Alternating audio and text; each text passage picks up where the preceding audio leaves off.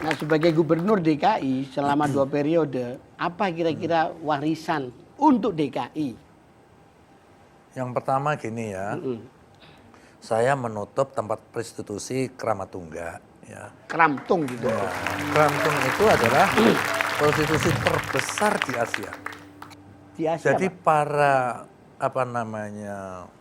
para pelaut ya dari mancanegara bersandar ke Tanjung Perak? Tanjung Priok, Tanjung Priok. terus Perak. dia keluar dari Priok, pelabuhan pasti belok kiri, gitu. Dandar belok kiri ya. Oke. Kalau belok kanan itu ke Masjid Istiqlal atau ke gereja gereja itu kan yang itu. Ke kiri pokoknya. Nah, itu dulu zaman Ali Sadikin yang melokalisir tempat itu keputusan yang sangat benar. Karena waktu itu kececeran di mana-mana dilokalisir supaya bisa dikontrol terutama kesehatannya gitu kan. Itu tempat Kramatungga itu 30 tahun lalu sebelum aku jadi gubernur nih. Iya. Berarti tahun 70-an sekian itu tempat jin buang anak. Iya. Nah sekarang Sutioso jadi gubernur tempat jin bikin anak.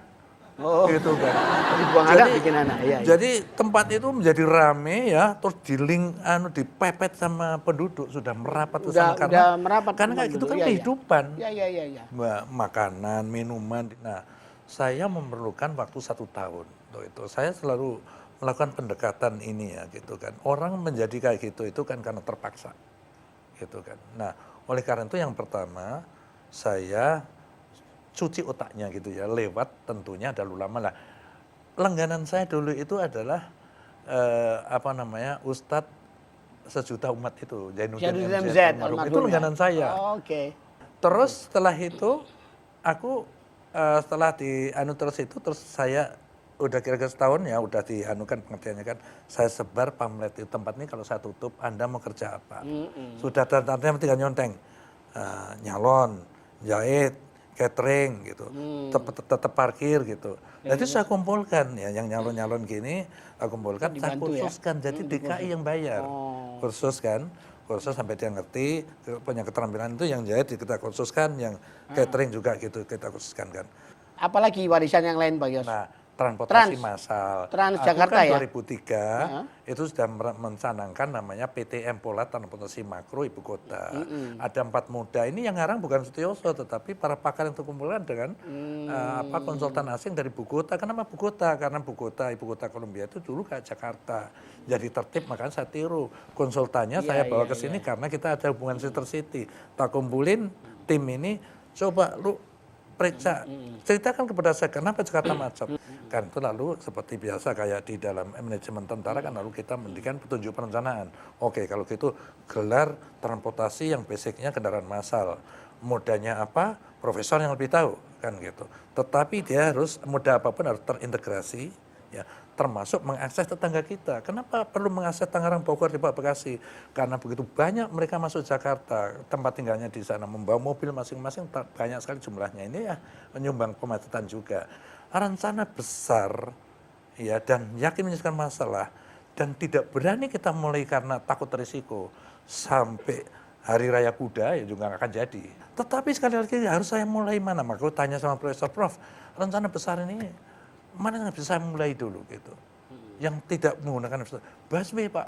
Kenapa busway? Busway Pak jalannya sudah ada, tinggal pasang operator, bus kita pesen supaya kita ikut jalan. Oke, dari 15 koridor mana yang paling sibuk?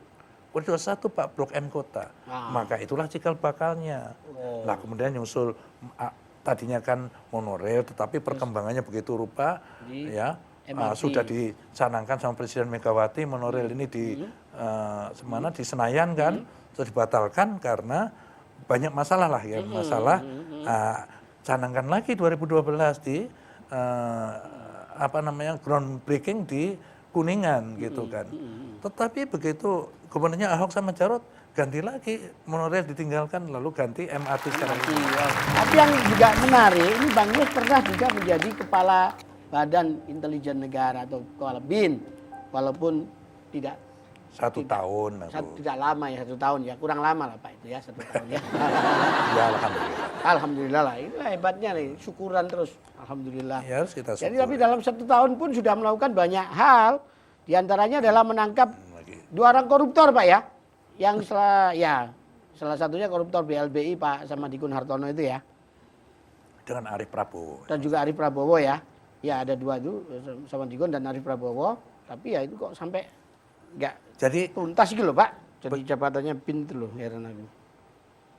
Nggak sampai akhir jabatan itu loh. Nah ya terus di mata kami kan ya bukan masalah uang aja yang dibawa kabur ya. Orang ini kan sudah inkrah. Inkrah itu artinya dia pasti masuk. Nggak ada mati. Sekarang kabur bawa duit itu kan. Bukan kita kehilangan duit banyak saja, tetapi wibawa hukum kita itu bagaimana.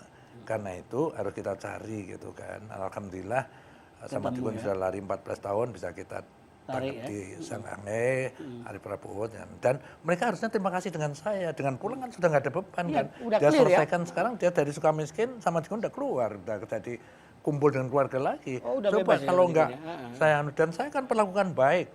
Pakai charteran pesawat karena nggak mungkin lagi aku pakai yang reguler kan. Itu Turunnya biaya di- negara itu Pak. Lah ya operasi intelijen memang mahal memang gua suruh naik beca. Iya iya.